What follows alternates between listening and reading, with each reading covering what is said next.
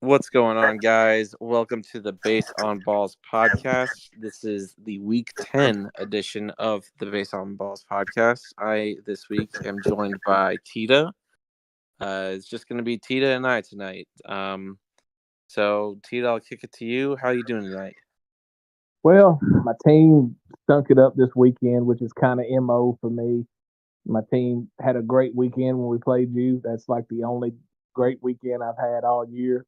We just I guess we just take off on the weekend over here in Nashville. But looking forward to chatting up some deals and some games and some contenders and some pretenders with you tonight. Oh, yeah, absolutely. We're going to get right into it by starting off, as we always do. We will break down the week 10. It's crazy that we got 10 weeks in the books already. The season is officially now at its halfway point. Um, and we'll start off by breaking down the Bowling Green Hot Rods and the Amarillo Sod Poodles. Cody took down Connor this past week. Final score was 683 to 512. I will get started real quick by just saying that Cody's bats went absolutely crazy this week. 436 points total. Just a crazy total. But again, Cody's got a really good team, so it's something I think at this point that we can just expect that his bats are going to be that consistent 350 to 400. I mean, probably 450 point performers. The likes of Fernando Tatis, Adley Rutschman. His guys just go crazy. I feel like every week. A little bit of a disappointment from his arms this week. Had a couple of negative performances. Um, overall though, I don't think Cody has anything to worry about. On the flip side with Connor, I know that Connor has been a little bit in between for a buyer and a seller. He's sold some pieces, he's bought some pieces. 512 is a little bit lower than what he's been this year, but at the end of the day, it wasn't too bad of a performance. Obviously, 175 from his arms is not what he's expecting. Not uh, going to get it done. Taking down top teams in this league. But Tita, what were your thoughts here? Well, the first thing that jumps out at me is um, as a relief pitcher, I think we all kind of, when Cody got Mason Miller earlier, like he's the difference maker. He's such a difference maker as a closer who almost gets starting pitching type points when he's in there. He had 30 this week, which only trailed Mitch Keller by 7 points. He got minus 12 and 8 points from Jared Jones and Mackenzie Gore, 1 point from Walker Bueller. So that's the thing, and you kind of hit it on the head. When you're playing the top teams, you have to have strong pitching performances. You know, Preferably you'd like to be in the 300s, but I think you're at least 250 to 275 is where you'd like to be if you're going to pull that upset. And Connor was way off that, and Cody was about at 250, so that kind of worked out. But uh, man, just overall, Luis Robert coming back, 2 bombs, 17 at bats this week. Tatis going for 73 points this week was huge. Um, one of these days, I think Austin Riley will really snap out of whatever he's got going on. And then I think that would push Cody up to, I mean, he's an elite team, but I think it pushes him to that championship ceiling that he's going to be involved with. He just needs Riley. He needs that one more bat. And then Connor, does a great job. He kind of works like me a little bit, where he kind of buys when it makes sense and sells when it makes sense. I'm looking at his team. I see TJ Friedel with 60. That could be a guy that ends up being sold on his part. But 337 for the bats. That's close to about what you want. It's just his arms let him down big time this week, and I feel the same exact way about my matchup. So, uh, all in all, I don't think anybody was shocked.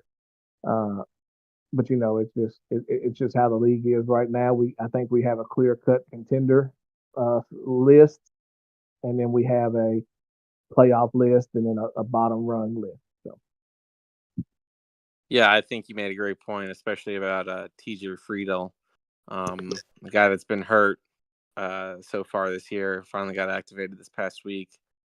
Definitely, I think if he continues this hot start to his season, definitely a piece that Connor can get probably quite a bit more. But we'll move on to my matchup. I took on Bracton this week. Norfolk Tides took down the Bismarck Larks. Final score was 787 to 446. I was a bit disappointed with my bats this week. My target goal for my bats is a floor of around 350. I came in just short of that at 332.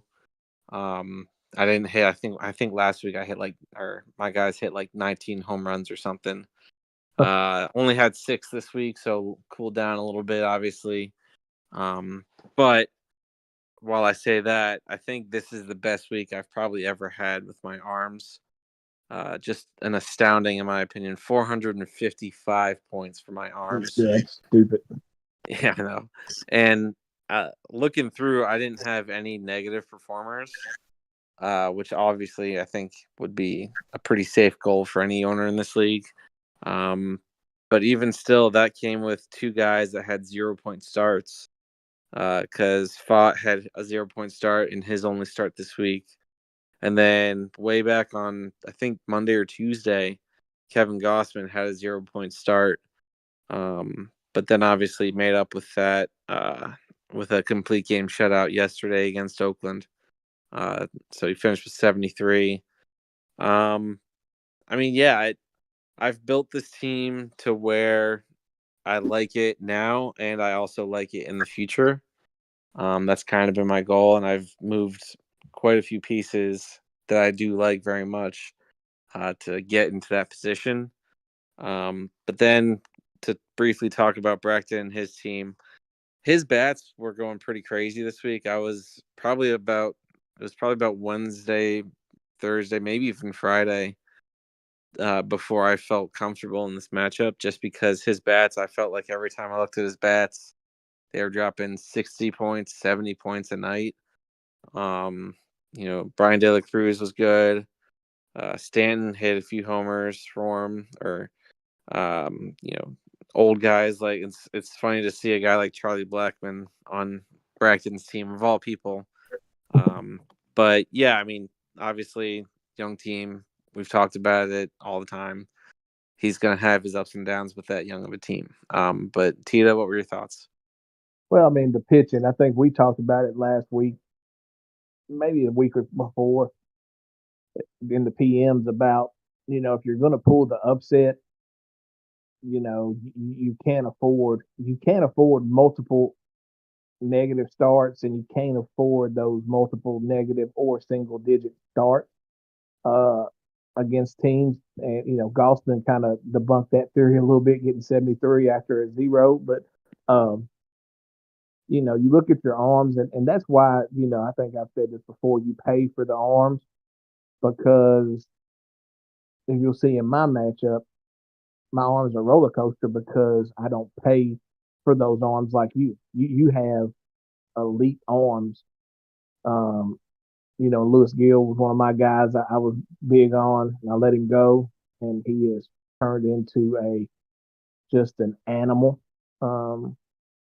Kirby, you got 48 from Montas, which then you sold him, which was probably a smart thing. Logan Webb kind of bounced back with 36. You had 34 from Bednar and 34 from Peter Fairbanks that I could have used this week. But man, I mean, your arms just put in numbers. I mean, 455, stupid. You had 8 quality starts out of 12. That's freaking good. And that's kind of your bats are coming along. I think I told you this yesterday that you're in a spot now is once Holiday comes up and Caminero comes up, like you're in and McLean comes back healthy, like you're in a spot to have a potential dynasty.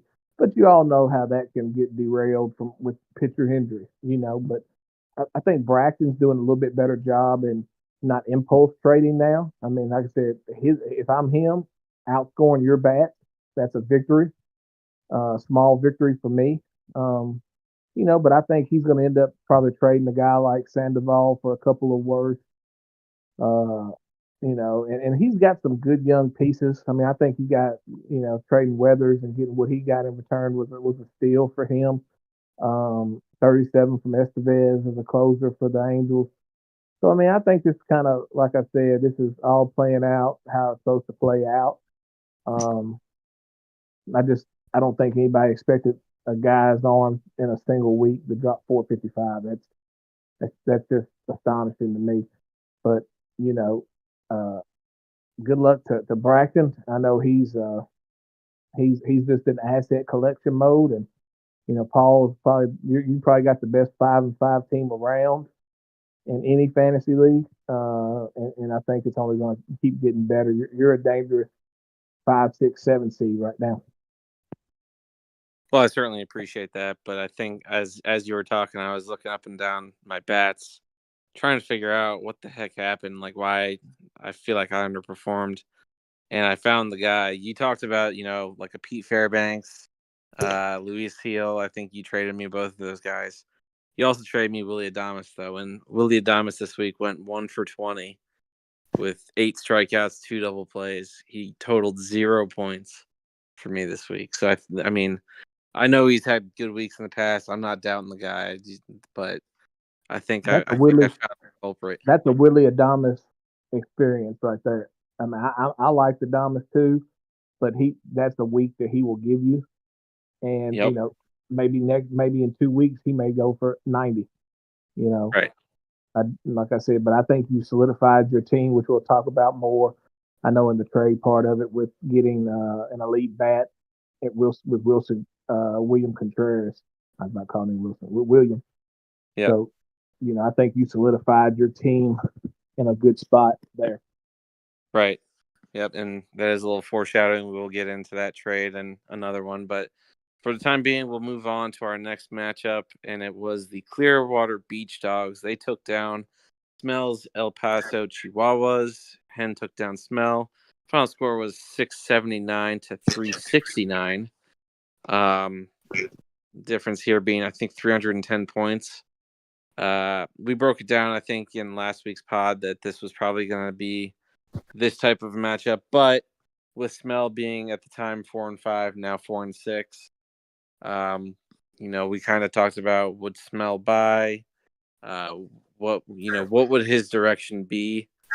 I think overall this week he kind of stayed a little bit in the middle. I know he bought can't remember which pitcher it was, Sonny Gray, and he only dropped 6 points in his start, so a little bit of a disappointment there. But it's tough to say exactly what Smell should do because we talked about it last week. I don't think he has the lowest anymore. I think Braxton's lower than him, maybe. I might be wrong on that. But either way, he's at the bottom for league scoring. So again, I said it last week. I'll say it again. I think there's a little bit of fool's gold here for Smell. That his record doesn't really indicate the level that his team is at the moment, which is in that bottom tier, unfortunately. 269 from the bats, but only 100 points from his arms. I mean, yeah, and he had 12 starts too, so it's tough to see. I mean, Reese Olson had probably his first and only bad start of the year. And obviously, I think you expect more from a guy like him. But still, even if a good start with him, a good start out of Sonny Gray, I'm not entirely sure that he has enough of a base to build upon to try and make the playoffs. I know that any given week type of deal, but I mean it's not like he has to sell too much because he already has a million picks and he already has a million prospects. So I think he's doing fine. I think he's good where he is. I don't know how much more I would buy, but I'm not sure exactly how much I'd sell either. And then for Hen, real quick, Shota Managa got back on track. Had 2 starts, 52 points. Grayson Rodriguez, 2 starts, 59 points. Two horses that struggled last week, got back on their horse this week. Hen's going to be just fine. I know that we kind of said 5-4. If he loses this matchup, what's he going to be? But I think he's just fine. I think he's a safe playoff team that is going to be dangerous as long as he can stay healthy. Obviously, that's a big part for anybody. But Tito, I'll kick it to you.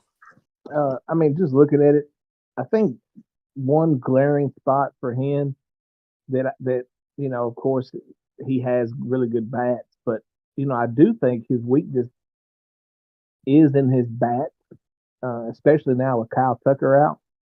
I can see him maybe possibly buying a bat uh, coming up this week to kind of, he did get Harper, but that helped. But I do think he could use an outfield 4 type guy that's a little better than Stanton and Dahl and guys like that. Mel's kind of where he is. Actually, I ended up trading for Sonny Gray after I saw my pitching. I kind of needed somebody to bounce to be a horse after that. But I'm gonna tell you, one of the biggest factors is luck in fantasy baseball, and I'm gonna talk about it more in our matchup. But when you run across a couple of ace starting pitchers and they play you get them in a 2-start week, you're in trouble if they perform how they're supposed to. Imanaga with 52, Grayson Rodriguez gets 59. I mean, that's just at the end of the day, that's 4 starts accounting for 111 points. That's pretty good. You're off to a pretty good start there. Pavetta got 48. I mean, he's a steal. Chris Sale's been a dog. I mean, he's got the arms. It's just can't, like you said, can he stay healthy? And for Smell, I mean, I think he's kind of in between. I mean, if I was in his shoes, I'd probably buy a little bit with some of my guys, maybe lesser prospects, see what I can buy. But like I said, he's a good owner. He knows what he's doing. He's accumulating assets, and that team this time next year will look totally different. So I think it kind of played out how everybody thought it was going to play out. Uh, I don't think Smell's a playoff team where we stand right now, but like I said, anytime he decides to cash in those assets, if he wants to, he can be a threat. And Hen, like I said, he's lurking in that, lower tier of contenders, but playoff lock. I think he could make a couple more moves to put himself in that contender list. Yeah, and I was looking at Hen's team. He got Stanton from Bracton, I think Friday or so, for 3 assets. Stanton for Hen went 0 for 14 with 7 strikeouts. I just think, I mean, and I know that they were going against the Dodgers this weekend, so obviously good pitching, but just, an absolutely volatile player where it's strikeout or home run, I feel like. Yeah, 3 assets for Stanton was a little pricey, but yeah, I mean, we won't. I don't think we'll get to that one. So yeah, it's real quick. I three assets for a guy like Giancarlo Stanton. I think Bracton killed that trade. Because I think you sold him or somebody sold him to Bracton for 1 asset. Yeah, worse. I think I did. Yeah, and I think that's probably about right. He is an ownable player. Obviously, I don't think he's like a free agent type, but that seems like crazy to me. But again, like Hen saw the value. Obviously, a boomer bust player can help. We just talked about with Willie Adames, where he can drop 90 and he can drop 0 like he dropped this week. Yep. So we'll move on now to our next matchup. It was the Hartford Yard Goats. They took down the Rocket City Trash Pandas. It was John Height, and then he took down Homco. The final score was 828 to 539. Let me just say, John Height's team is an absolute wagon. Like, I can't find a real weakness in this team. I mean, you just got to hope that for injury. I feel like at this point, which you never really hope, I guess, for injuries. But that's really the only thing that could slow his team down, I think. And just the fact that not only is injuries not going to slow him down, but he's going to get Garrett Cole back probably in the next week or two. So he's actually getting healthier, if anything.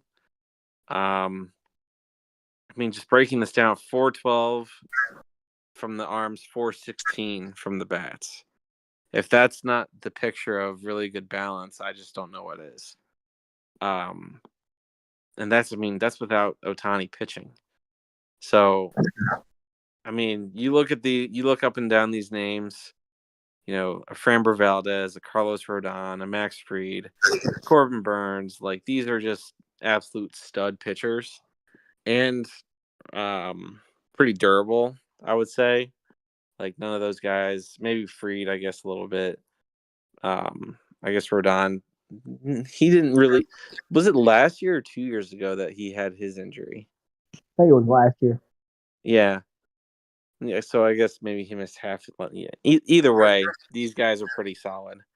So I don't think that he's going John Heights, leaving that top tier anytime soon. As for Smell, it's a new chapter of the same story where it's 397 with his bats, just a really solid week from his bats. Teoscar Hernandez just went crazy. Jaron Duran's a really good player. Both of us, I believe, owned Jaron Duran at some point this year, Tita. Yep. So, again, Smell has stated that he's open for business in terms of selling guys off. You mean Homco? But yeah, I did say Smell. Sorry, thank you. Homco is open for business. I'm just not sure like what he really wants to do because like a guy like Brian Woo's, you're not going to sell him, unless it's for like a crazy haul. But again, like I don't think he's going to get that. Like why? I don't know, maybe, but it's good to see a guy like Andrew Vaughn. Obviously, I watch a lot of White Sox games. I feel like Vaughn's been getting it going a little bit the last couple weeks. I think like I want to say like 3 weeks ago, his batting average was like 190 or something. It's only 217 now, but he's done pretty well. I think there's still something there. Maybe like a post type breakout coming. But yeah, it's I don't know where he can go from here, where Humco can go. But what do you think, Tita? I just think that even if they would have traded teams this week, Homco's luck, the score probably would have been the same. Like Yeah. that's how crazy bad luck the dude has. I mean, you look at Teoscar Hernandez, the guy who I've kind of been after. He gets 85. Duran with 78. J.P. Crawford, who I traded, I'm sitting here and he gets 52 this week.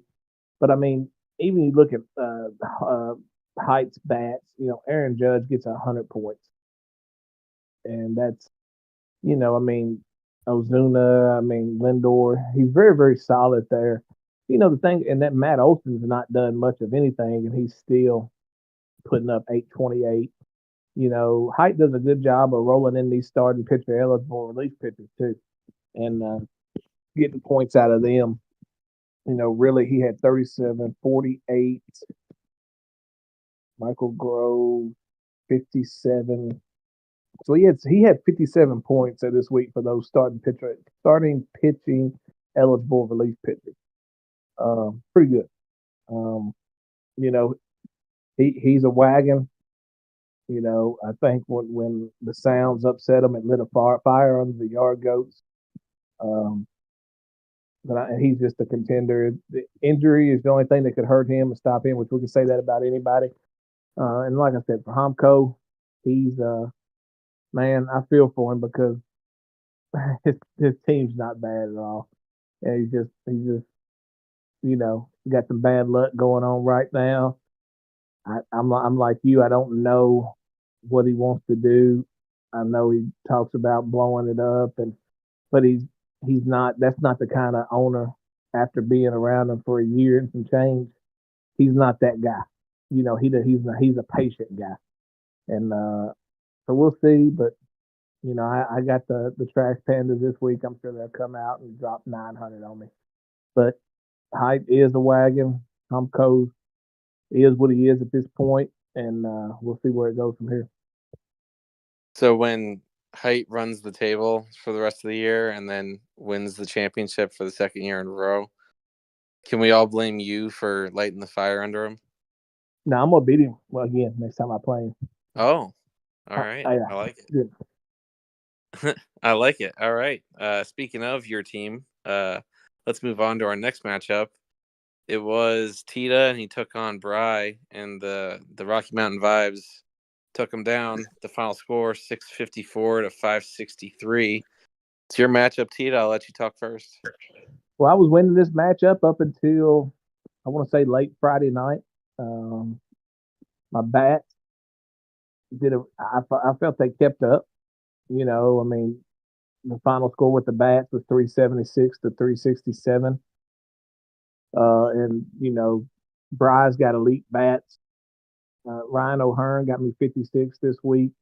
Profar, who I traded for maybe midweek, got me 58 in that amount of time. Like I said, my bats wasn't the issue. It goes back to the arms. My arms were disappointing to say the least. I had 196 with 12 starts, and Bry had 278, which is not really Bry like. But I look at it. I mean, Matt Waldron for me, I think I said it earlier, has probably been my best starting pitcher. He got 60, and Tariq Skubal only outscored him by 8 points on a 2-start week. I ran across, I think, Skubal, and I ran across Skubal on a 2-start week. But man, I look at it. Pablo Lopez for him gets -10, Luzardo -18. I traded him Jake Irvin. I feel like a dumbass now because he's just he's still putting up points. I mean, he's putting up 40, 32, 32 in his last 3 starts. You look over here on my team. I mean, I got a start from Dunning of 6, start from Lance Lynn of 8, Charlie Morton 0, Paddock -2, Quellenbach -5. I mean, you're not beating anybody worth a count with 5 starts, either single digits or negative. That's almost half your start. So that's the culprit for me. That's why I tried to make some deals this week to kind of screw up that with Sonny Gray and Alec Marsh. But man, Bry's got a squad, man, and for me, I'm kind of pot committed to the trying to playoffs or bust. I got 4 prospects, no picks. So I'm kind of all in on that. But man, I felt good. I held the lead. It didn't get away from me until really, going into the day, I was down 25-30. But he took off on me and it kind of ended how it's supposed to end.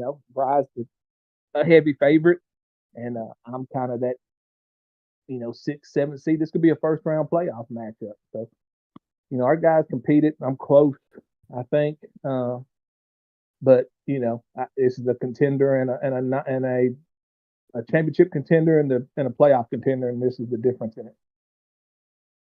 Yeah, I will say I think the ingredients for the upset to beat Bry were there. Like you said, negative 28 combined between guys like Pablo Lopez and Jesus Luzardo. I mean that's what you need, like his guys to blow up a little bit, which they did, and then not Ranger Suarez. What's his name? Robert Suarez, the Padres closer, didn't appear in a game this week.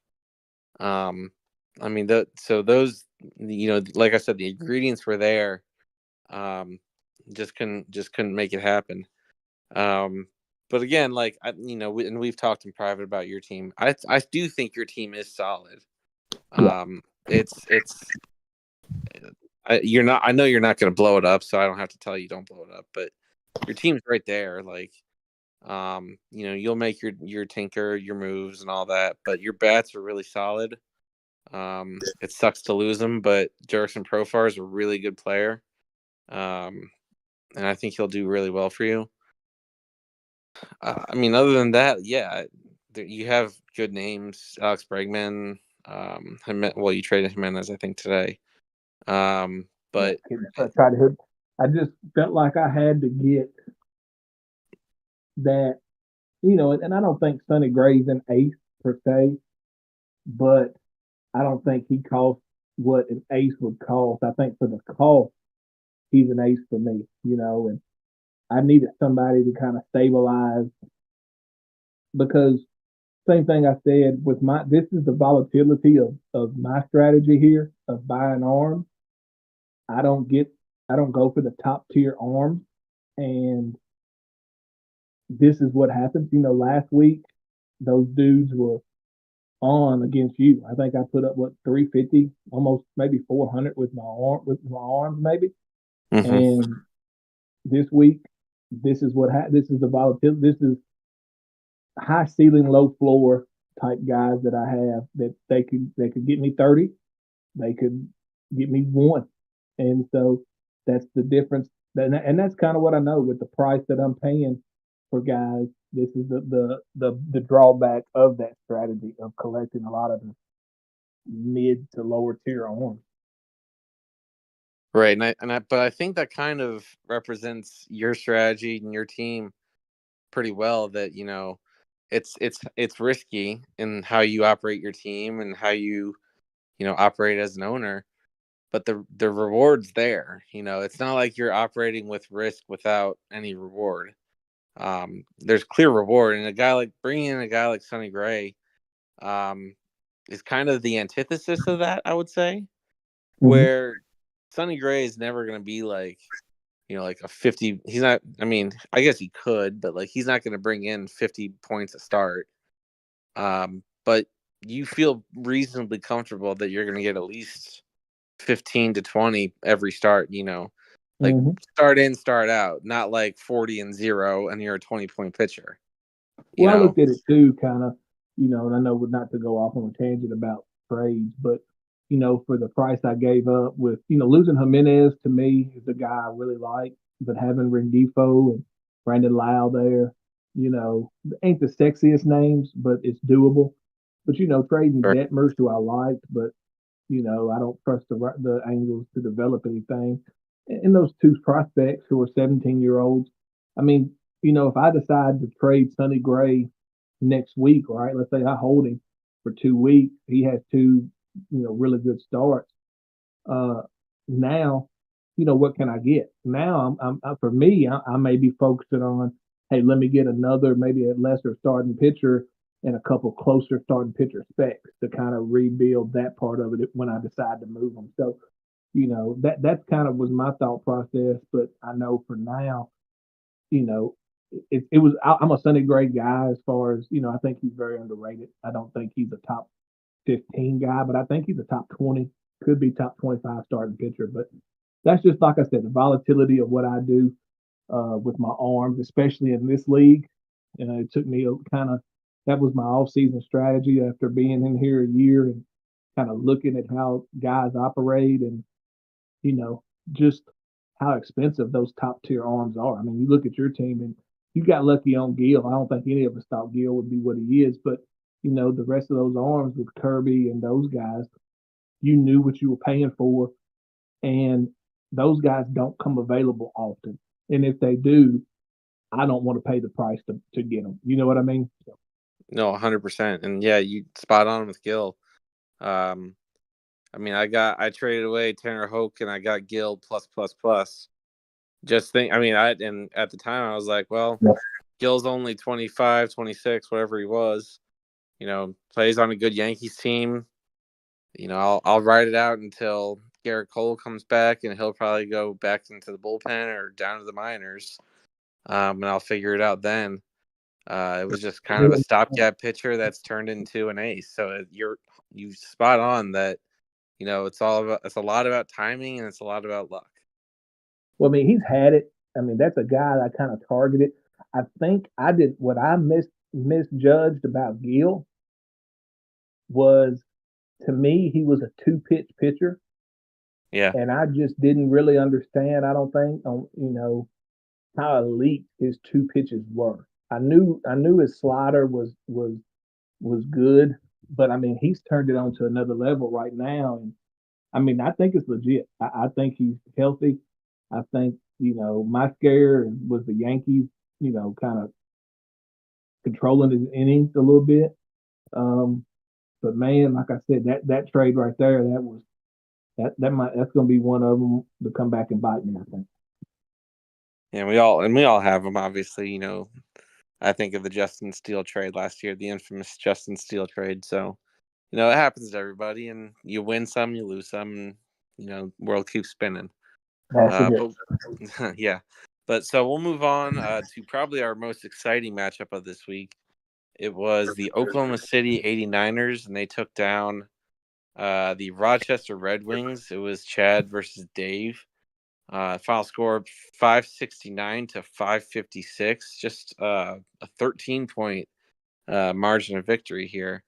And we talked about last week how Cody and I both thought that this would be a close matchup, and it turned out to be exactly that. The bats were obviously the highlight for both of these teams. With Chad getting the edge by 6 points, 385 to 379. So both of these teams have really good bats. There's a couple of studs in there for each side. Chris Morel for Chad. Josh Bell has been really good in Miami this year. And then for Dave, does he have Bryce Terang? He got Terang from Bracton this week. Is that right? Yeah, he did. I think today.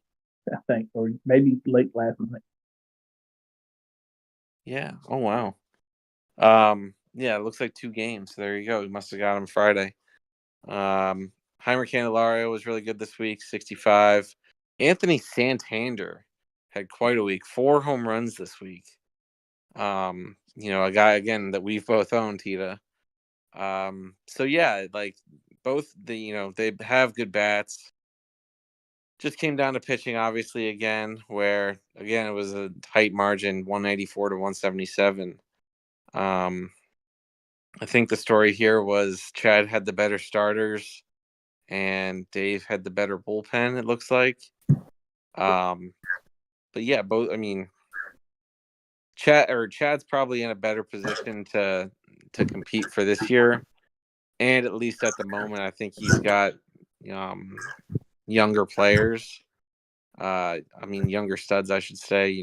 Wyatt Langford, solid player. Chris Morel, solid player for the future.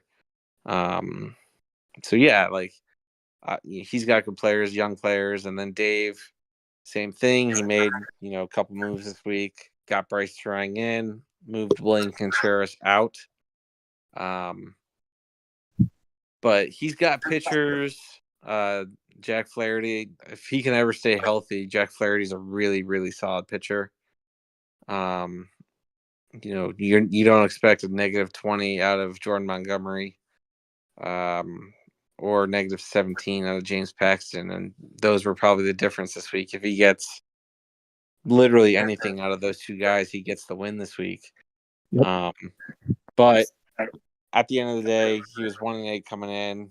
Already posted that he was pretty much given in for this year.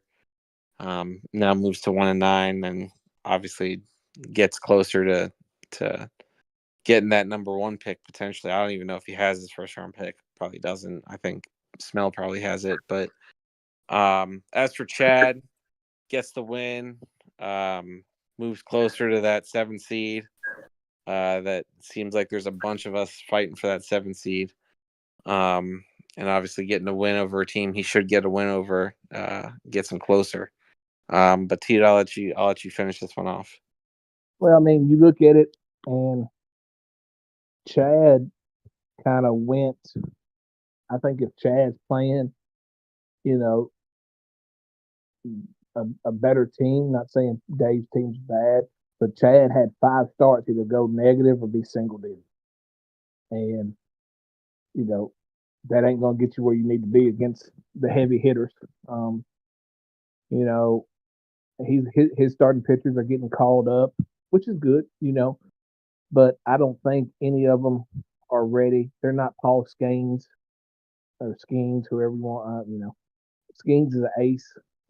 Gavin Stone, of course, I traded Stone and Lopez, and they did well. But Chad, like I said, Chad's a good owner. If he wants to cash in and get some guys, I don't think he has to settle for the Frankie Montauses. Him starting guys like that, he don't have to settle for those guys.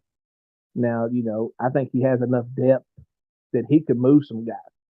I know he called up Waldrop, um, which I think is a Braves fan. This was just a one-time start for Waldrop. But if he wanted to, he could trade Waldrop for an established arm, maybe in a package. But I just feel like Chad doesn't have to start Daniel Lynch. He doesn't have to start Frankie Montas, Roderick Munoz. With his team, he should, when what he has, I don't think he settles to start those guys. If you know what I mean, you know what I'm saying. Yeah. He's got enough assets so he can make trades and cure up those last few spots uh, in that rotation. Like I said, his bats are good. I mean, none of us ever see Jordan Westburg again. He's doing really well. And like I said, Chad is an elite owner. And this team's still maybe a year or two away, but I do think he could cash in and he could pass. To me, Chad's the flying on where he could pass me, you, me or you, me being the worst out of the two or three, me, you, and him, and get that 17. So with that, you look at Dave's team, he's building, he's got a clear strategy. If Jack Flaherty gets to make his second start this week, he may win. Getting 7 from a 2-start week from Bailey Ober, that's just crazy to me. I think Ober's better than that. Paxton getting minus 17. The red flags are there with Paxton. I suggest trying to get anything you can for him while you can. But, it's a good game, close game. It's been a story of Dave's year so far. He's played a lot of people close, and this time next year he may be a guy that it wins the close game. So 2 really good owners and 2 up and coming teams, and it was a really good matchup. Yeah, and real quick to head back to Frankie Montas, because I moved Montas to Chad this week. I think it was Tuesday where Montas had, I think, 47 points in a start. Mm-hmm. Granted, it was against Colorado, but I think I know I'll speak from my point of view. Right when I saw that he had such that great start, I immediately started shopping him. Just because I don't think any of us, even Chad, thinks that he's a 47-point pitcher. But I mean, he is pretty much locked into that rotation, I would say. Cincinnati's, but there is reason, I think, why Chad went for a guy like him. He has shown flashes of being pretty solid this year. Yeah, you're right. You got a good point about that. Yeah, so I mean that's pretty much all. Like, just he tried, and he even said it to me when he made the trade. He's like, I'll take a gamble on it, and the cost wasn't super high. But I still was glad to get something, just because I was gonna have a roster crunch because I have Bobby Miller coming off the IL this week, hopefully.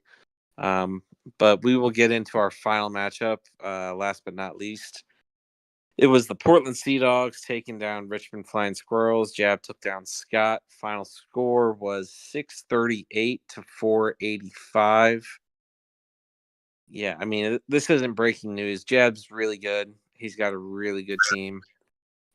His bats are pretty freaking crazy. He's got potentially the AL MVP with Bobby Witt Jr. And if it's not him, maybe it's Vlad, because Vlad's had a really solid, late month of May and month of June. And if it's not him, then maybe it's Yordan Alvarez, and he's got all 3 of those guys. So, obviously really good. His pitching, I think, maybe let him down a little bit this week. Only 249 from his pitching. Aaron Nola was still really good. Tanner Houck's still really good. Um, but a Brian Bay though, you don't expect him to get rocked like he got rocked against the White Sox.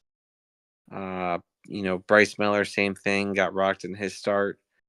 So I mean, if those guys pitched like they normally pitched, he's up, near 700, which is probably about where he would expect to be week in, week out.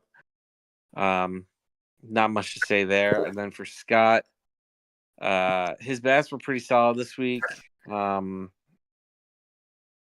I see he has Pete Alonso. Is that from the? Oh yeah, that was from. We'll get into that. The Bryce Harper trade. That's right. Obviously really good bat there. Gavin Sheets was pretty good this week. Had his first career grand slam. I saw that live. And then Royce Lewis. I think everyone in this league is pulling for Royce Lewis to just at bare minimum just stay healthy, just to see what there is in him. He's had a ton of injuries to start his career. I think we're all just. I don't know if he'll be good or not. Just at least be healthy. Mm-hmm. And then Ryan Mountcastle, 3 home runs this week. Really solid for the Orioles. But again, it's the arms where it's Christopher Sanchez, Michael King, Jordan Hicks has been not bad. Nestor Cortez. So there's a few bright spots. It's just he doesn't have those consistent guys that the top teams have, which we all know, and obviously Scott knows too. So yeah, it's bullpen I think made a big difference this week. So yeah, it's same story, or yeah, same story that's been going on for this week or for this year. But Tita, I'll let you finish this off here. Really not much more to add on.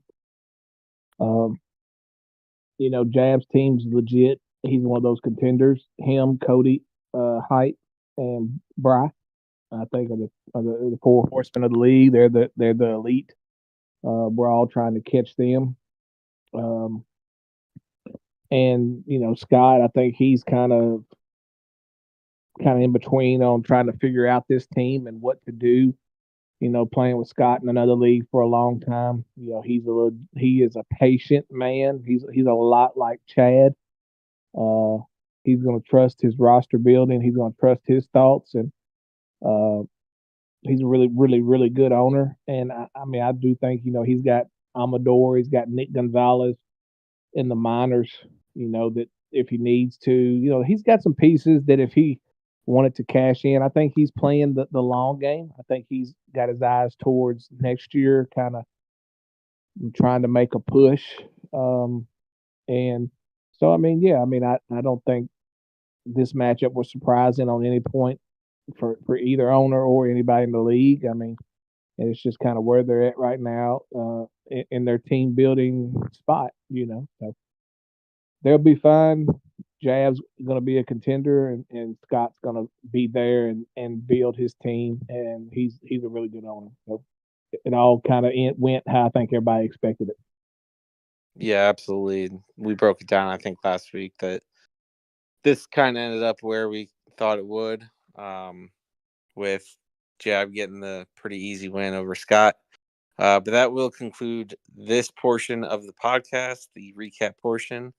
But you did mention there in the middle of that about the top level teams, and I kind of wanted to get into that just a little bit. It seems like in our rankings, halfway through the year, that we kind of have 3 sections of rankings, where we have our top 4 teams, and then we have our middle, and then we have our bottom. With our top 4 teams being Cody, John Height, Bry, and then Jab. The first 3 of those being 9-1, and then Jab being 8-2. Mm-hmm. Just kind of talk about with your thoughts. maybe how you see those 4 teams. Maybe just give like a quick rank and then maybe a quick just discussion. As we are at that halfway point between Cody, John Height, Bry, and Jab. I think if you look at it to where you say, for me, looking at who I would not want to play, um, it's kind of tough. I think for where we stand right now, you're probably looking at Height being number one. I think you look at Cody probably being number two, with Bry close three, and Jab kind of like four. But I think all those were 2A, 2B, and 2C. Mm-hmm. I think if you said, all right, each team's going to be on, I think you would probably you could throw Jab as number two. If you get Stoto healthy and Seager healthy, and you say those guys are on fire, I mean, it wouldn't surprise. I think the champions coming out of those four. I'm not really going out on a limb, uh, but I'd probably go Height, Cody, Bry, Jab, and all four of those are going to be. I don't think anyone separated themselves as like the clear dude. I think Height's been close, but at the end of the day, it all depends on health and buying power. Where I don't think Height has as much buying power, even though he did trade Calder for a spec off.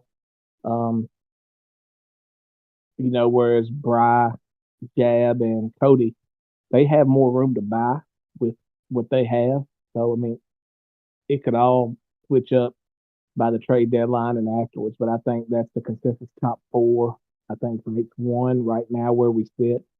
But there's a case for all four of those teams to be 1, 2, 3, and 4. I think. Yeah, no, so that 1 through 4 I'd probably agree with. I think the one probably have the most question with is Cody and Bry. I could easily see Bry being 2, Cody 3, but I could see Cody being 2 and Bry being 3. But I think John Height definitely is number 1. If you look at his point total so far this year, he's 250-ish points ahead of Bry, who has second most points scored so far this year. But you definitely hit on, I think the elephant in the room with John Height, and that's he has nothing to trade with if he has injuries.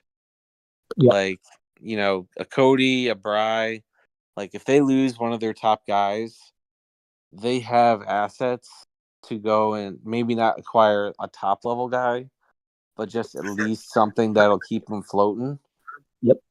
Like, I mean, looking at John Height's team, all his dudes are 30 or 29 plus.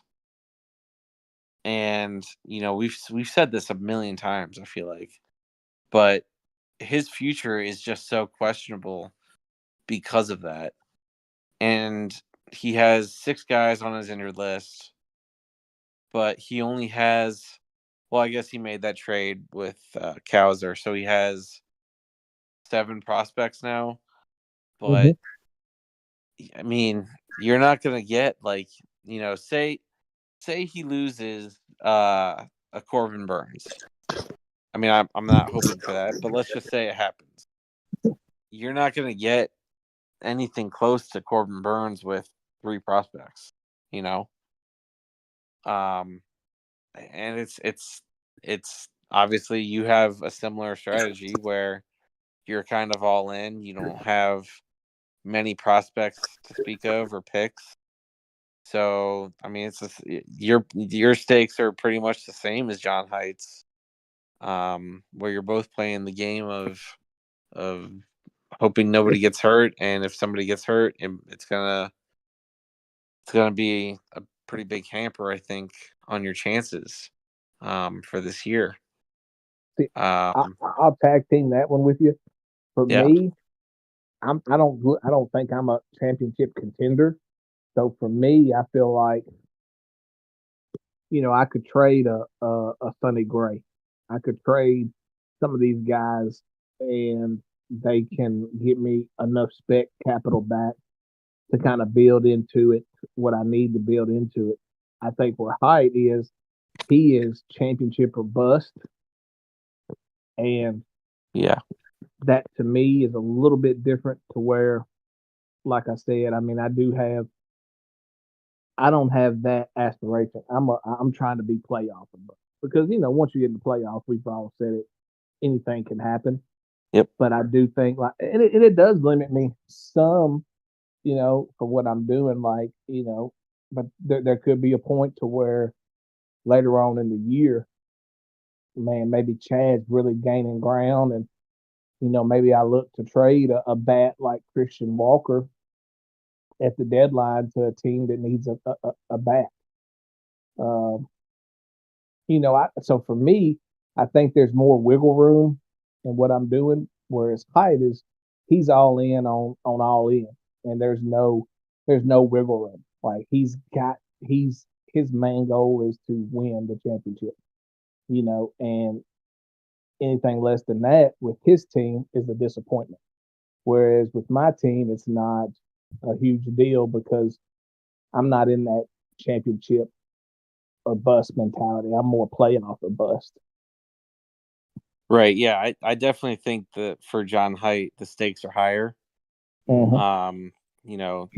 Again, yeah, like you said, his team's championship or bust versus your team, my team. It's probably, at least for this season, playoffs or bust.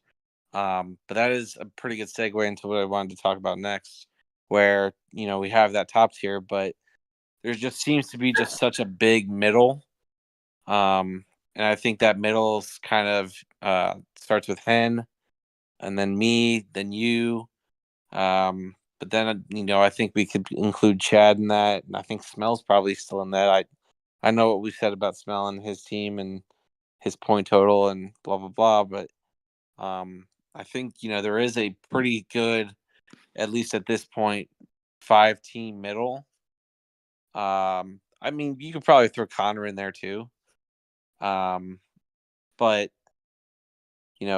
let's call it 1, 2, 3, 4, 5. Let's say 5 or 6 teams or so. Mm-hmm. Um, all fighting for 3 playoff spots. So let's we're halfway through. Let's get what you think. Because Cody and I touched on it last week, but we didn't. I mean, obviously you weren't on the pod.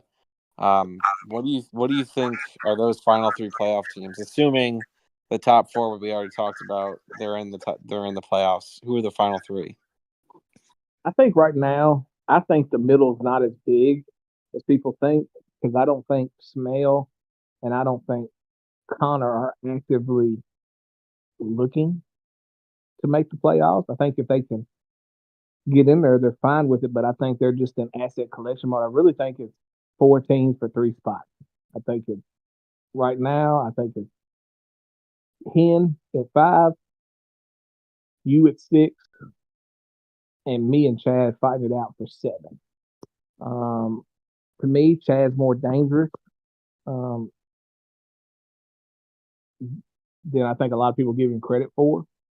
Um, but I think I don't know. I think there's a world to where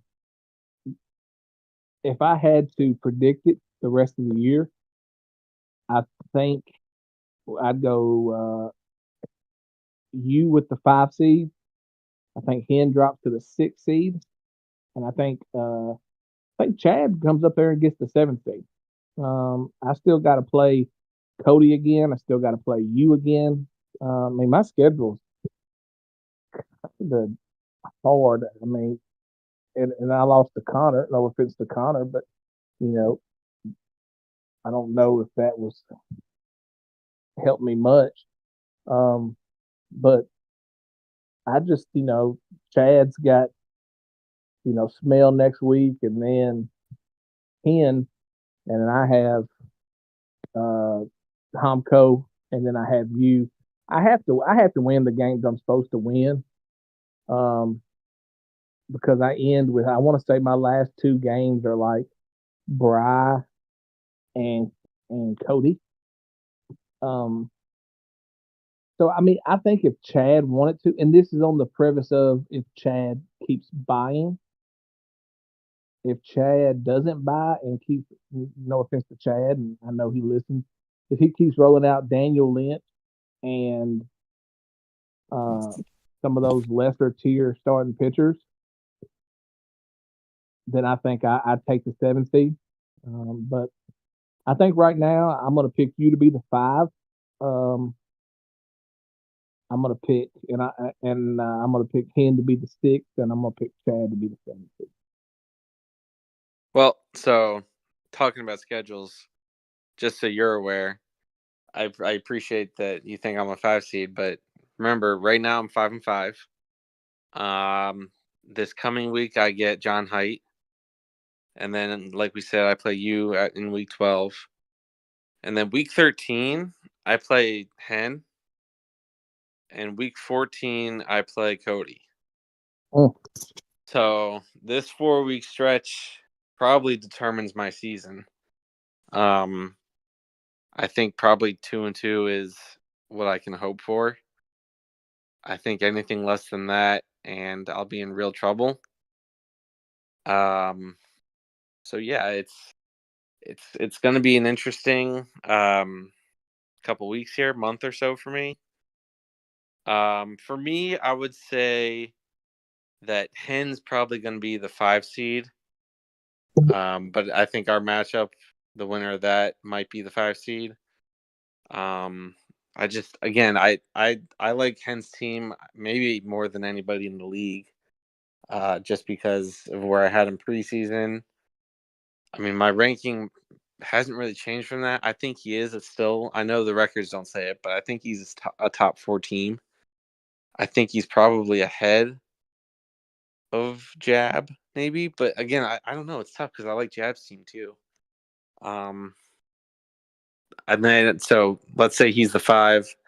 I think I probably do end up with the 6 seed. Just because, I knock on wood, I guess, but I'll get healthier. I'll get Bobby Miller back. And I like my team's talent. I'm hoping I get Matt McLean at some point. I'm hoping I get to call up Jackson Holiday because he's hitting well. Mm-hmm. And same thing with Caminero. I mean, let me say this: if I get McLean, Holiday, and Caminero in my lineup, and they're all producing, then there's no doubt that I should at least be the 6th seed. And if I'm not, then something else has happened. But then I think the real battle is for that 7 seed, and I think it's between you and Chad. And I mean, you hit on it pretty well. I think that that's going to be something that more I think is up to Chad than it is to you. I think if he can get guys that are dependable, guys that are solid to go along with his upside, his young upside, I think that could be the difference maker. Yeah, I'm trying to find his schedule because for the rest, like he's got Smell next week. I got Homco, and then like my schedule, I got Homco, then I got you. Let's say 6-6 out of that. Then I got Dave, and then I got Braxton. Then I So got Jab. so I talked about my next 4 weeks. Here's Chad's next 4 weeks, and you just go along with me. Win loss, ready? Yep. So this coming week, Chad plays Smell. W for OKC. Then he plays Hen. I think that'll be a really good matchup. Yep, I do too. After that, he plays Jab. Probably an L. And then he plays John Height. So L. So he's at best he's 6-8. Right, at best 2-2 in that schedule there, which puts him at 6-8. Yeah. And then, yeah. So it's, I mean, and I don't want to go too far past that because who knows what'll happen after that. But Mm-hmm. I mean, that's to me, that's the most interesting part of the standings breakdown is what happens between you and Chad. You Because know, I think the funny thing is, if I don't see it happen, but I didn't see it happening the first time. Like our game, if I beat you, like having the tiebreaker, like that's crazy. Like that kind of changes everything. But I don't think I 100%. am. No, 100%. You beating me wasn't something I was counting on. Um, Although I wasn't counting on Connor beating me either. That's Yeah. why I said last week when I was 4-5, I did not see myself being 4-5. I thought I'd be 5-4, even 6-3.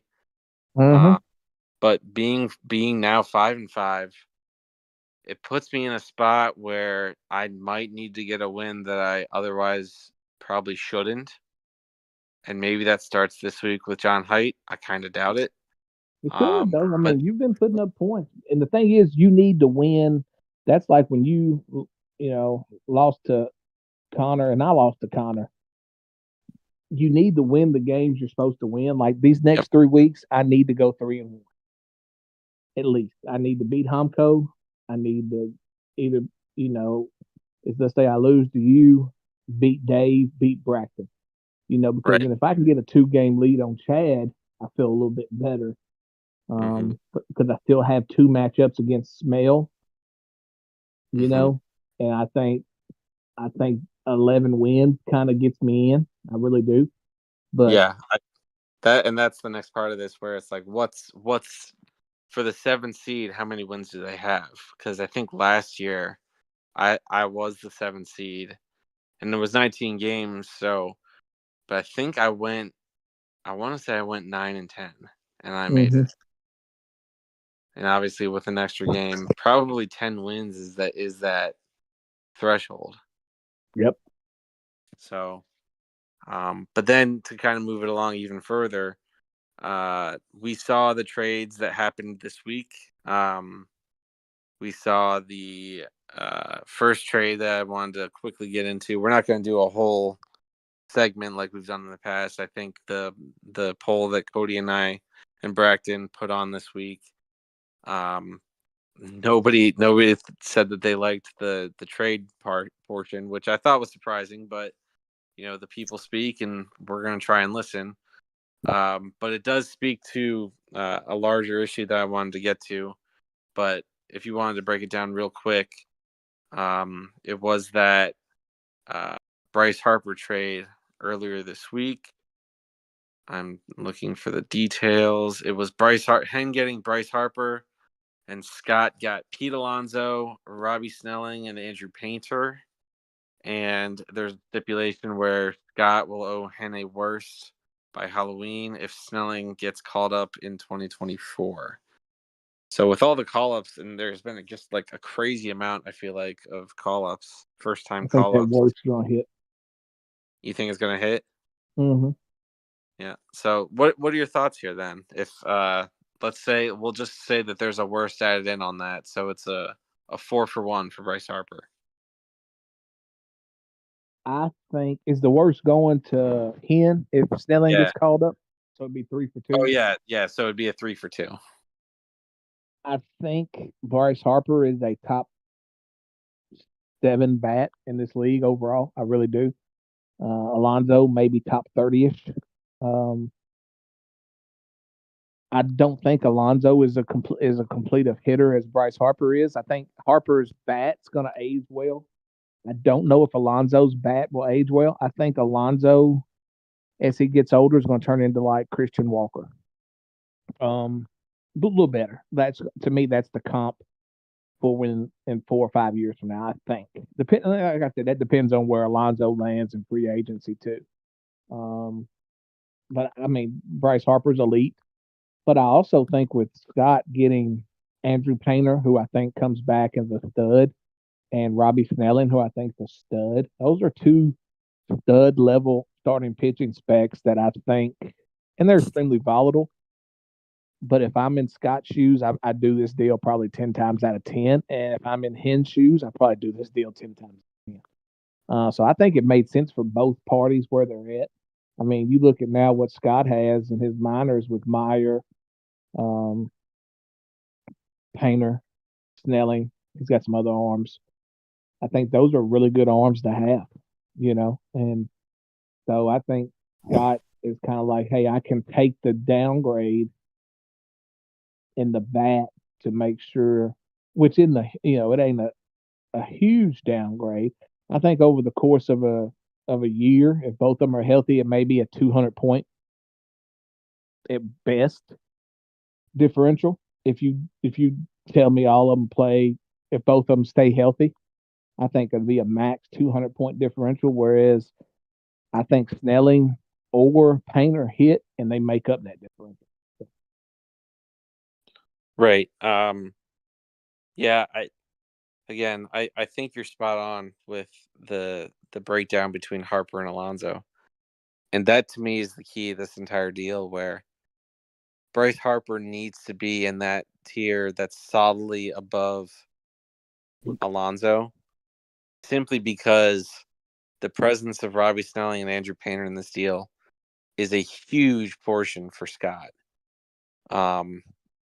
The best way that I've found, and again, it's not because I've experienced it, it's because I've seen others do it. I think the best way to get pitching in this league is to have it when they're minor leaguers. Mm-hmm.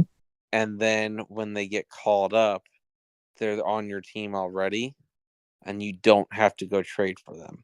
Mm-hmm. Because in my experience this year, I've gotten guys like Garrett Crochet, Luis Heel, those type of players where they're young but already have debuted, and I had to pay for them. Mm-hmm. And I'm not saying I didn't pay as much as probably what they're worth now, but I had to pay for guys, for pitchers, versus, Robbie Snelling and Andrew Painter are cheaper now than they will be if they debut and are good. Yep. You know what I'm saying? Yep. Like that. You're not getting both. You're getting one. Right. Yeah. Like you're exactly right. You're going to get one or the other. You're definitely not getting both. And, you know, obviously we both like Bryce Harper a lot, but to be able to have two young stud pitching prospects in this deal is a huge deal for Scott in his rebuild. I mean, I do like it. Like you said, I like it for both sides. Obviously, Hendog really bolstered his lineup. But Scott really bolstered his pitching prospects, and Mm-hmm. as a team that's not likely to be involved in any playoff hunt, I think that was massive. But then that kind of links into the next one that I wanted to talk about, and that was a trade with me and Dave, where I got William Contreras and a Dave's 2027 fourth. And Dave got Logan O'Hoppe, Kobe Mayo, and Pete Crow Armstrong. I mean, I think everybody in this league knows my affinity towards Kobe Mayo. Probably one of my favorite prospects in all of baseball. I think he's going to be an absolute star in this league. It was really of pretty much anybody I've moved, at least in the last month or two, he was the hardest one to move away. And I know I've moved him away this year. But it was to Tita, and I always kind of thought that moving him to Tita, I'd maybe get him back. But I know that Dave's a very good. I mean, again, this is going to sound like you're not an owner. You're Tita. I love you. You're a great owner. But I feel like Dave is not one to just get a guy and then give a guy. So I kind of knew moving off of Mayo, it might be the last time for a long while that I'd have him. Um, but I made the deal because I felt like my lineup was a catcher away, and William Contreras has been at least, at worst, a top 3 catcher this year. And he's only 26, and I'm hopeful that he can be that guy for me for the time being and for the future. Um, but before I get into the overarching theme here, what were your thoughts on this one, Tita? I think it made sense. I think, because I told you that. I think for your team where you're at with having Caminero and you have Holiday in the minors, it's the price you had to pay. I think it completes your team. That's what I told you just in the PM part of our, we were talking, and to me, like, it's one of those things where I think the price is right for both teams. Um, because you look at it, man, and with Dave, who's to say how good his team wouldn't been if Josh Young didn't get hurt early? Um, and now you maybe add a Kobe Mayo to that, and Logan O'Hoppe is a solid third tier type catcher. He's not William Contreras, but I think for where both your teams were, I know it's kind of the boring answer, but I think it was a good trade for both teams. I really do. Um, there's risk involved in Pete Crow Armstrong. I really believe that.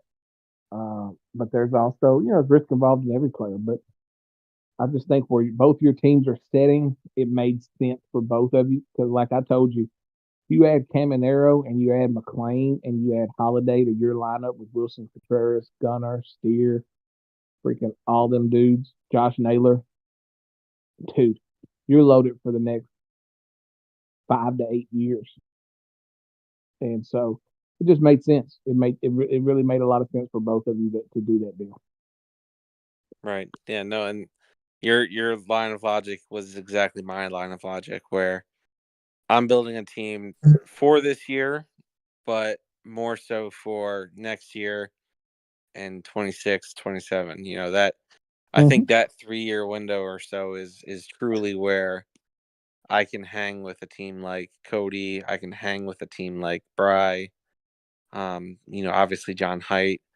Um, that's where I see my championship window. This year is I think, year 2 of a playoff window, but I think starting next year is where I can start to get a little dangerous.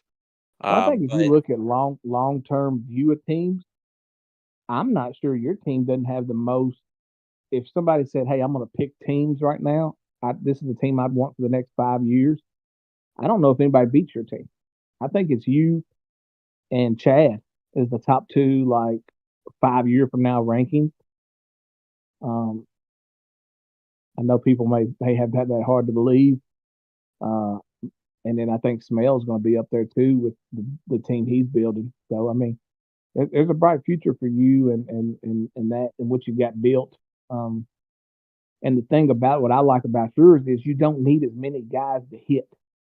Whereas Braxton's team, he has to have those guys hit, if that makes sense. You know what I mean? mm-hmm. Uh, Braxton has to have those guys hit because there's nothing surrounding them if they don't hit. Whereas if Caminero just doesn't hit for whatever reason, which I don't see, or Holiday, it doesn't hit for whatever reason, you're still a really good team.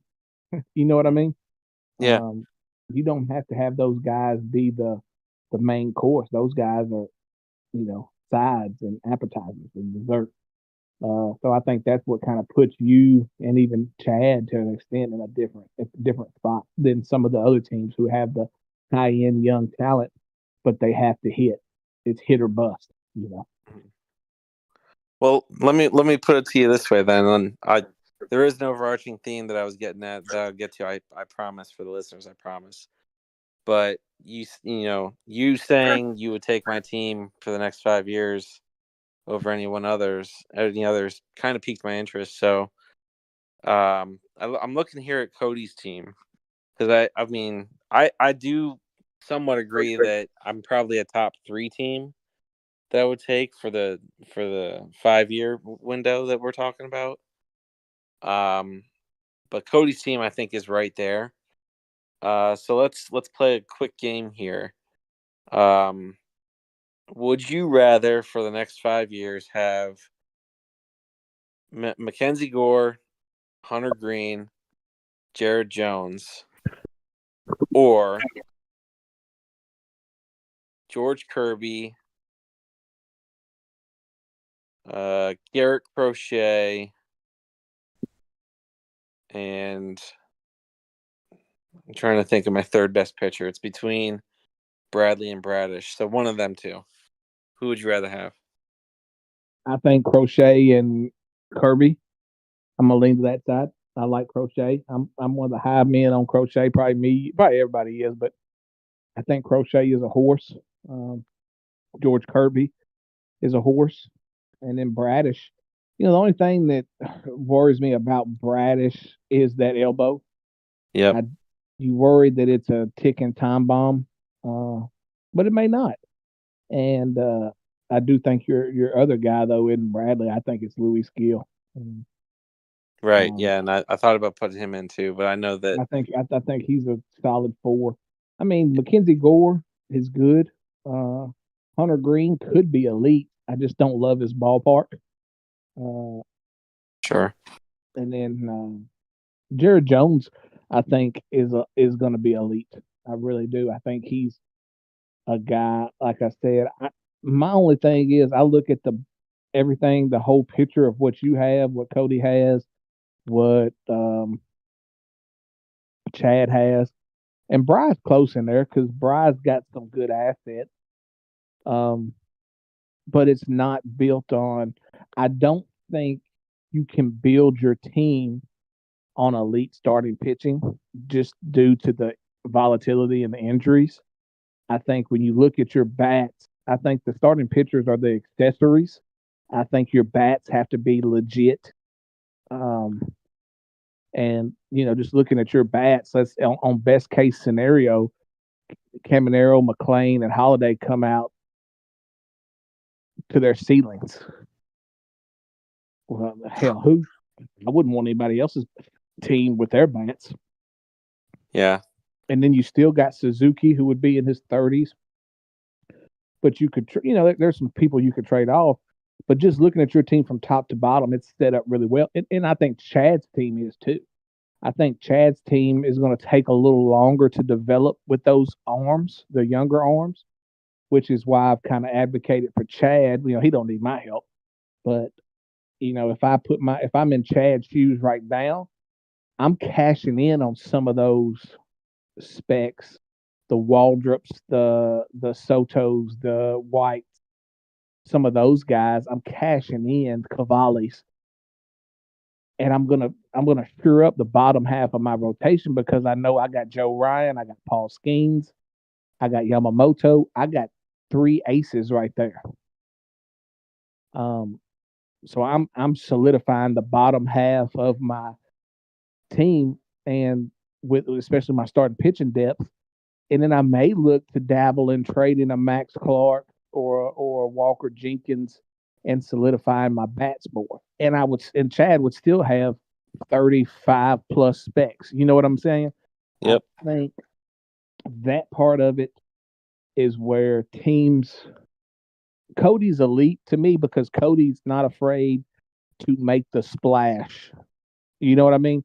I think a lot of people are afraid they hold on to their assets for too long and they don't cash them in when they should, and there's a reason, like I said, it just depends. Like if I'm sitting on Caminero and I'm sitting on Holiday, then I'm of course I'm holding. But some of these others, you could trade. Chad could package 3 of those starting pitchers. Because look, I'm a Braves fan. I love Waldrop. Waldrop's not a sure thing. Cavalli for the Nationals is not a sure thing. You could package 2 of those guys and get a mid-tier starting pitcher like a Kikuchi, or you could, I know the age, not maybe somebody a little bit younger than that, but I think it's worth it. I think if Chad does that, he's securing his future and he's putting himself in a good position for this year. But those are the teams I think really in the worst situation. You look at our rosters in the next 5 years, me, Height, and I would say I don't know the third team. I still say Braxton. I know some people may laugh at me, but it's tough when you're not winning and you don't have picks. Yep. And there's no floor, like there's no safety net. I know at the end of the day, in 5 years, I'm still going to have a probably a major league roster, and the guys may not be great, but I'd be competitive. Height is going to have whenever Height falls, it's going to be tough. But those guys for the next 5 years should be okay enough to still compete. I mean, and it goes back to Braxton has to have those guys hit. Right. He has to. There's no ifs, ands, and buts about it. He's not giving himself any safety net at all to fall back on if those guys don't hit. No, yeah, 100%, and you nailed, I think, that analysis. And then so to kind of get back on track where we were, the overarching theme here with those two trades, the Contreras trade and the Bryce Harper trade, have we? I mean, Cody and I were kind of talking about it last week, where a team once they declare themselves as a seller, they kind of get the leg up on other teams that are still kind of in the middle, maybe selling, maybe not, because they get the first bite from all the teams that are buyers. But in your opinion, do you think that obviously Dave, I think, has solidified himself as a seller. I think Scott has too with those two moves, but do you see maybe a third team, maybe a fourth team emerging as that seller? Is it a Hamco? Is it maybe Connor turns around and starts he's bought all these guys. Does he start selling them? What do you think? Who's maybe that next domino that's going to be that next seller that sells that big time arm or bat? I think in this league, there's not a lot of pressure. I think to say somebody's a seller right now, could they be? Yes, I think we all are in a way. We can all be a seller and we can all be a buyer. Um, I really think this conversation is a conversation that I think the pod before the deadline, I think that's when teams are going to start being, I think things will start kind of maybe a week or two before. And when is the deadline in our league again? I think so. I think it's 2 weeks. I think we've always had it where it's 2 weeks before the regular season ends. Okay. So I think it would be week 18, the end of week 18. And I think, going into like week 16, I really think it'll start heating up because I think teams like Chad, I think teams like Cody, I think guys will be a little more not I think they'll be a little more encouraged to make their final builds of their roster and to get some guys. I think it kind of puts it in a situation to where, let's say week 16 or 17 hit, and man, Chad looks like he's going to get that last playoff spot. Well, then, who's to say I don't put like a Christian Walker or Alex Bregman or Nemo or Profar and those guys that could, even a Charlie Morton on a week could get me a couple of worst. But I think it all depends on that point. I think you have your prototypical these guys are going to sell, but I don't think we have a lot of buyers right now in regards to. I think everybody's really comfortable with their team. If something comes along, somebody's going to buy it. But I don't think right now there's a lot of pressure for the Bryce, the Hype, the Codys, the Jabs to buy. It's more of a tweak. But I think around week 16, you'll end up running into those teams, even yourself, that could end up saying, all right, maybe I can part with a couple of these specs to shore up this part, or man, hey, Holiday and Caminero, they're not up yet. They're probably not going to be up. I might need to go see if I can get a bat for 2 or 3 assets. So, I mean, I think everybody's a seller in their own way, and everybody's a buyer in their own way. But I think really this conversation around week 16, 2 to 3 weeks before the deadline, I think that shows, hey, this is where the playoff race is setting up. And I think there'll be a clear market of buy and sell uh, then. I think the prices would be a little more, that's like saying, hey, I want 4 assets for Christian Walker, right? Let's say on the deadline, all right, I'm not getting those 4 assets, but could I get 2 really good assets a couple weeks for the deadline? Probably so. Then it might be something to look into. I think stuff like that it's just a variable of what's going on right now in the league.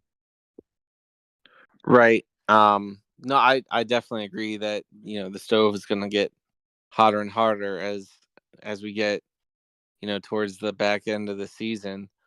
But the point I was kind of making last week with Cody was that, like, whoever gets in early in terms of like establishing themselves as sellers will have more listeners from teams that are buyers. And then you get Hen where he buys Bryce Harper, and then I buy a William Contreras. So I mean, assuming health, I guess, and performance, which I guess are 2 pretty big assumptions, especially in baseball. Say William Contreras is still that guy for me come week 16, week 17. And then a team like Connor, I don't know who his catcher is, but say he wants to sell his catcher. Well, he has 1 less buyer because I'm not looking to go buy a catcher. Or like, same thing with Hen where he was in the market to upgrade his first base, but now with Bryce Harper, he's not getting much better than Bryce Harper at first base. Yeah, I think And that it's comes into the bat you know what I'm play, how deep your league is too. saying? You can always use an extra bat because we have 10 spots, and I feel like with Starting spots. yeah, 10 starting spots. There's always a need. You can always upgrade a bat. I don't think anybody has that lineup. I think we all tinker with the last spot or 2 in our lineup sometimes on a daily basis, at least 1 spot. I mean, but I agree with you. I think there's a lot of people. I think Mel's turned into a little bit of a seller. I think he tried this week to see, hey, can I catch lightning in a bottle? But I think, I mean, I'm not going to sell. It's like I said, but I think it depends on going forward. I think I have some bats and some arms that could help guys like for a lower price than what I think it all depends on what people are going to go for. Are you going to go for elite to shore up that one hole you have maybe and like you did? Or are you would you rather play, hey, let me maybe get a back end of the rotation starting pitcher and let me look out and project this matchup for the playoffs, or let me get this, a Jurickson Profar, who has been an elite bat this year, to be honest with you. So I think it's just going to depend on cost and what the buyer's trying to pay, which it always does. But I think there'll be a lot more desperation in a couple of weeks because teams will feel, let's say Cody trades for, I think, Nolan Gorman, or Noel V. Marte comes back and he's killing it and somebody trades for him. Well, now you're going to look at it as a contender, like, okay, now I gotta answer that move to shore up this, or this, because I do think there's spots that people need to shore up because I don't think there's just one complete team. I think every team in the league has holes. I think the deadline for in a trade deadline league kind of sets everybody up to the rich get richer in major league assets, and I think it just depends on that part of it. Yeah. No, that's very fair. And it definitely, I think, sets up for in the short term. I think it sets up for an interesting scoreboard watching, Mm-hmm. and then the long term, it sets up for interesting who ends up, trying to buy some of those pieces, who ends up selling, Mm-hmm. such and so on. Um, but yeah, I mean, obviously, I think as a league, we're in a good spot, and it'll be interesting to see where it goes. But that'll kind of conclude this part, and we'll get into our final part where we talk about this coming week. It'll be week 11, and we'll kind of do our little preview here, and we'll start off. Let's start off with our LM matchup. It's Cody versus Bracton. Um, I think we both will have the same prediction here, but just real quick, looking at each of these teams, trying to see if I can see any double stars. It looks like Cody has Gilbert and Cease and double starts, and then Chris Paddock for Brockton. It looks like. I mean, yeah, this Cody's going to get this week. It's not going to be very pretty, just like mine and Brockton's matchup this past week wasn't very pretty. Um, I will say I do look forward to seeing how well Braxton's bats do once again this week. Ellie obviously the one to watch there. So yeah, this will probably be around a 250-ish point difference. What do you think, Tita? Yeah, I'd say it's probably like a 750 to 450 type matchup.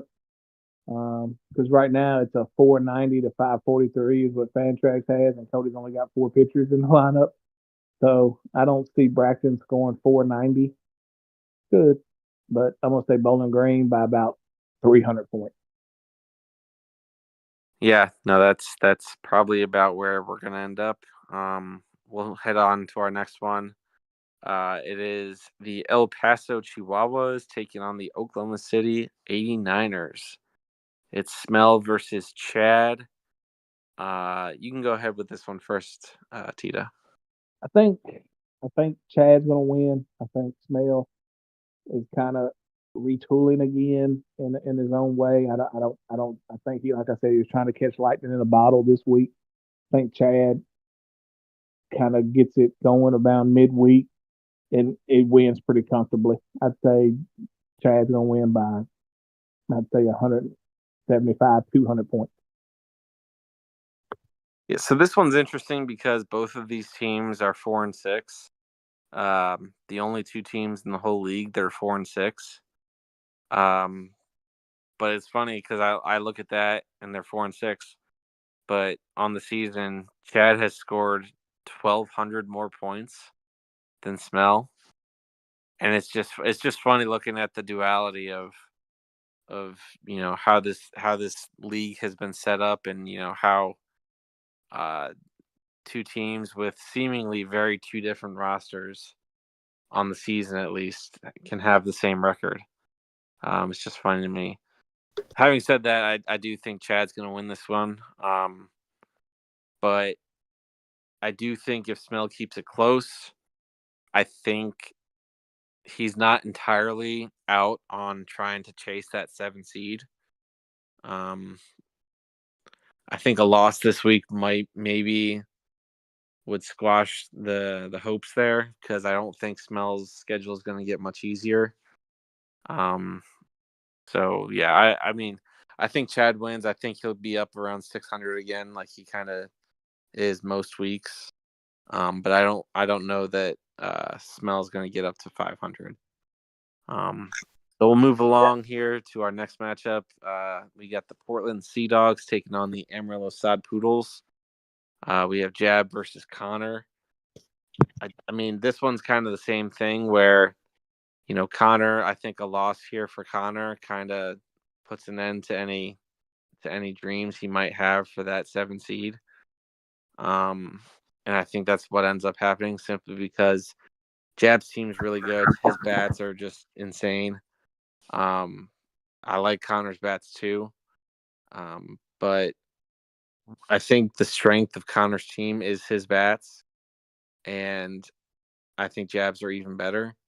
And when your strength can't even outdo the other team, I think that puts you in a little bit of a problem. So I'll take Jab probably around 200. And it's so far this is a pretty boring breakdown, but it kind of was the same way last week. So it's you know I'm sure one of these might be closer than we think. But what do you think, Tita? I think this one's going to be a little closer. And on the caveat of if Connor calls up like Tobias Myers and Joey Estes and gets those starts where Estes has been pretty good, I think he can keep it close um, for a while. Connor's team is weird because they just put points up, man. Like you're looking, and I know we talked about Bry's points where he can just pull out 10 points from the sky from somebody. Uh, Connor's not. Connor does the same thing. Like his team does the same exact thing. He just gets points. I think this is going to be a little closer game, and I'm going to say that the Sea Dogs are going to have a little bit of a letdown this week, but they're going to keep it. I think it's going to be a 125 point matchup. I think it's going to be like 675 to like 525, 550. In favor of Portland? Yes, yes, Yeah, I yeah, got no, you. I'm not. Yeah, I'm not. I Gotcha. love Connor, but I'm not going. Okay. To I wasn't sure if you were taking the upset the whole way there, or but yeah, okay. So yeah, we'll move on to our next one. It's the Richmond Flying Squirrels taking on the Clearwater Beach Dogs. Scott versus Hen. Um, I do believe that Hen's going to get the win this week. It's interesting though. It's the battle of Bryce Harper here, as these two teams were involved in that Bryce Harper trade this week. So we'll get some instant reaction, instant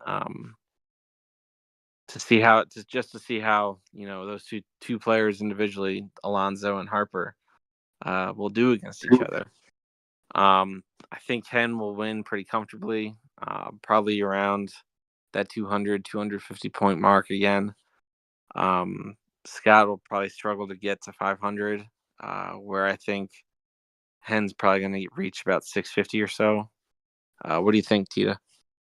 I think if this is going to be kind of to me, it's going to depend on the bats for Scott because I think Scott's bats are pretty good. Um, I think if you almost go position by position with the current guys, I'm not sure that Scott may not have more guys you'd rather have in your lineup on a daily basis, where as we sit right now. Being said that, you can probably see because you can say the same about the arms the other way. And Mm-hmm. I think at the end of the day, Hen keeps it going. I think Hen is going to win pretty comfortably. But I think Scott's going to compete for a little bit early part of the week, but around Thursday, I think Hen kind of puts it into overdrive and finishes it off. Yeah, no, I mean looking through Scott's lineup, I mean a Ryan Mountcastle, a Bryson Stott, Royce Lewis, C.J. Abrams. I mean Pete Alonso. He's got very good players. Like I totally agree with you. Versus the other side where you have a Jeremy Pena, a Giancarlo Stanton. Those guys maybe not guys you'd want to roster every day. Uh, but obviously, I think we both know that Hen's team's a little deeper than that. Mm-hmm. But so we'll move on to our next one.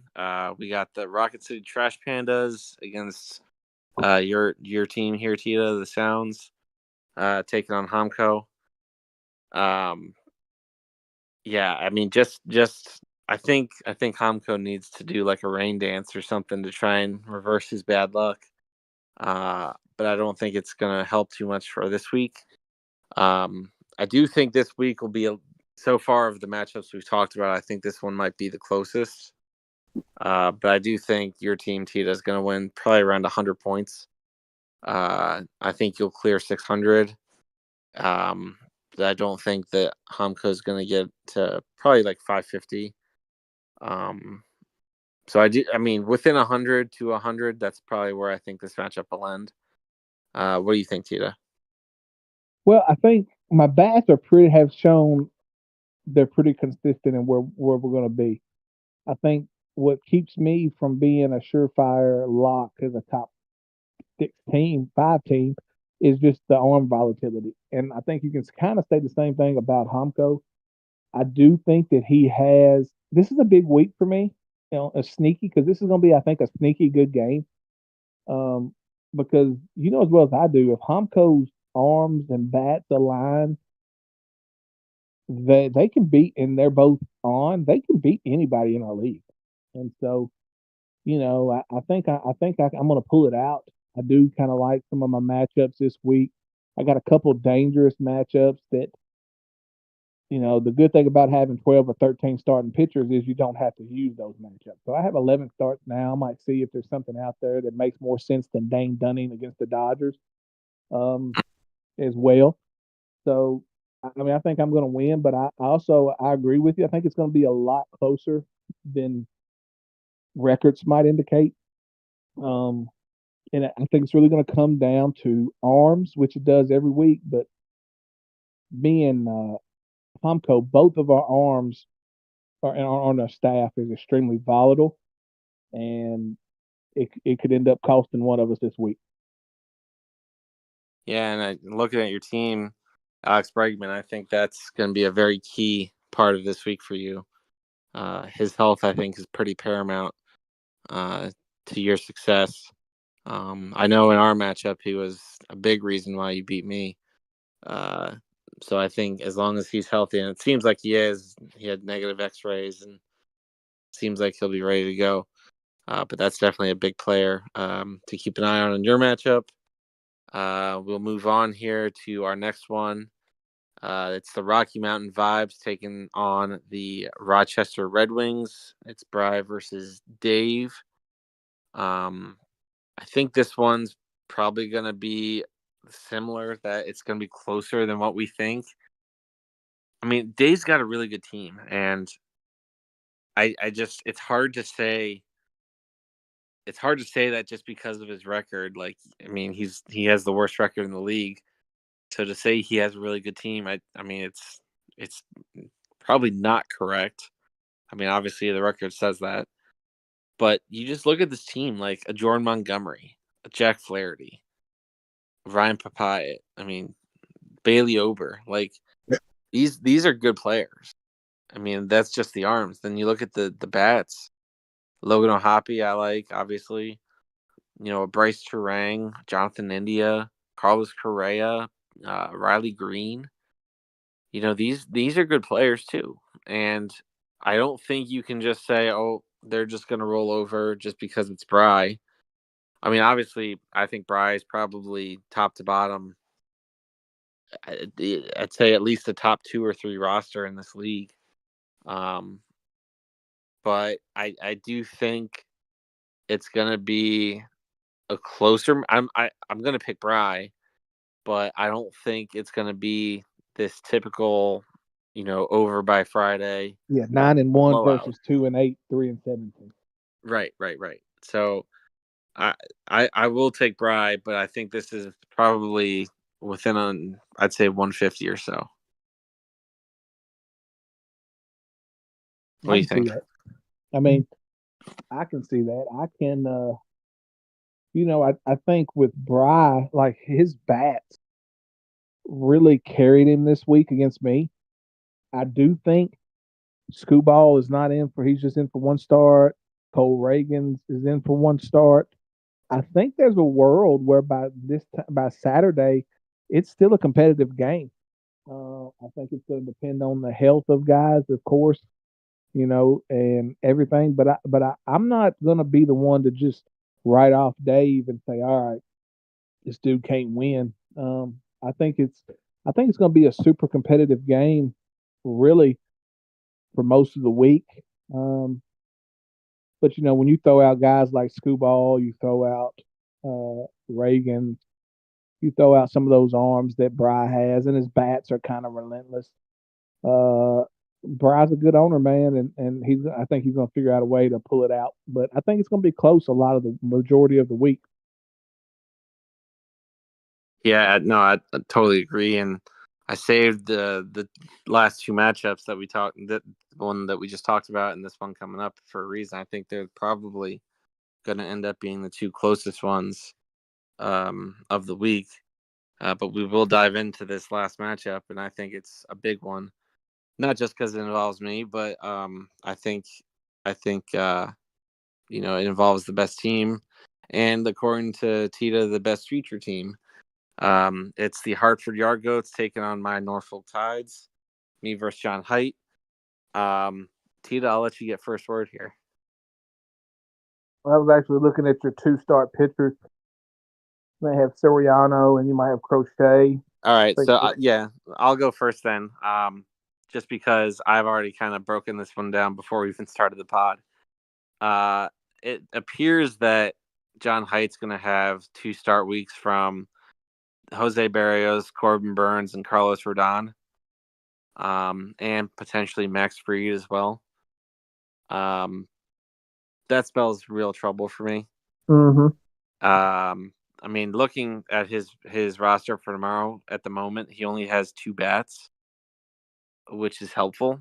They are Aaron Judge and Christian Yelich, but yeah, it's a real tough mountain to climb, even if he didn't have two start weeks like he didn't this past week. I think he had a two start week out of like Nate Eovaldi. I think that was his only two start week that he had, and he still put up like 800 points. So I mean, he's probably going to drop like 850 or so, and I just don't have the horses to compete with that right now. Um, so I'm taking John Height to win and in the short of it, but I do think it's just because I'm running into basically all of his good pitching on two start weeks. And when that happens, his team's already unbeatable, but it just becomes even more unbeatable. What do you think? Yeah, I came into this ready to pick the time. I really did. I mean, I bought it hook, line, and sinker by your last few weeks, and I was going with Norfolk to pull the upset until I saw that part of it to where you're getting Freed, you're getting Rodon, you're getting Stroman, you're getting Burns, and you're getting Barrios all on two start weeks. It's like 10 of his starts right there Yeah, between those five guys. right. That's tough. That sucks because that's part of, and you think start 11 for him is going to be Framber. So now Yeah, he doesn't have to start anybody but probably Eovaldi. You know what I mean? right. And, you kind of want him to start Blanco, want him to start Stroman multiple times. I think you're fine. I think if he had maybe two of those guys going two start weeks, and you had maybe Kirby and Gill or Crochet going on two start weeks. I just I seeing that I've kind of changed my pick because, like I said, I came in thinking I'm picking Norfolk, and I think right now I'm gonna solely because he's got that many two start week guys. That's the worst time you can possibly play him. Um, and it's the worst time you could possibly play a guy like anybody that's got those elite guys like you, like Bry, like Cody. You don't want to play those guys on two start weeks. Maybe you can get away with one or two. Trying to beat five of his top 5 to 6 pitchers on two start weeks, that's tough. Because I really want to pick you. But I think right now You know what? Screw it. Norfolk in the upset Yeah, Sunday night with a W. Tita, your lips to God's ears. But no, it's because it's funny. As I was complaining to Cody earlier that I this past week when I was playing Bragton, I had George Kirby and Louise Heel on 2 start weeks, exactly when I really didn't need them. And that's no shade on Bragton, but I really wish I could have switched these 2 weeks um and taken on. Well, I still would have lost, I guess, in the scores, but um taking on John Height this past week.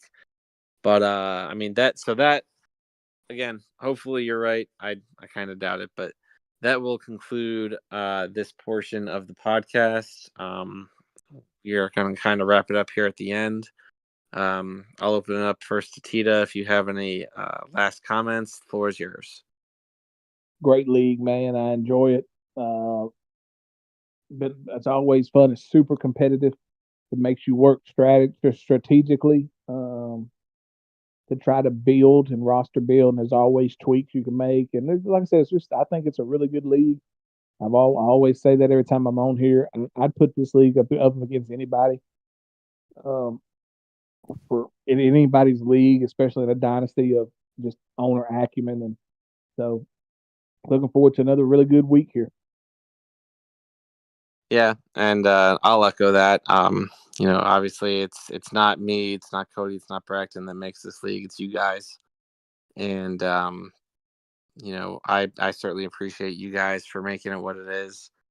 And I look forward to setting my lineups every day. I look forward to getting on here and talking trades with whoever it is. So yeah, I mean, let's just keep it up. We're halfway through the season already. It's kind of surprising. It kind of stinks. It's kind of whatever it is. But I think we've really set ourselves up for a pretty interesting second half, and I definitely look forward to it. But that will kind of wrap things up here. For Tita, for me, on behalf of Cody, on behalf of Bracton, I want to thank you guys for listening. If you got this far, and let's have a great week, and we'll see you next.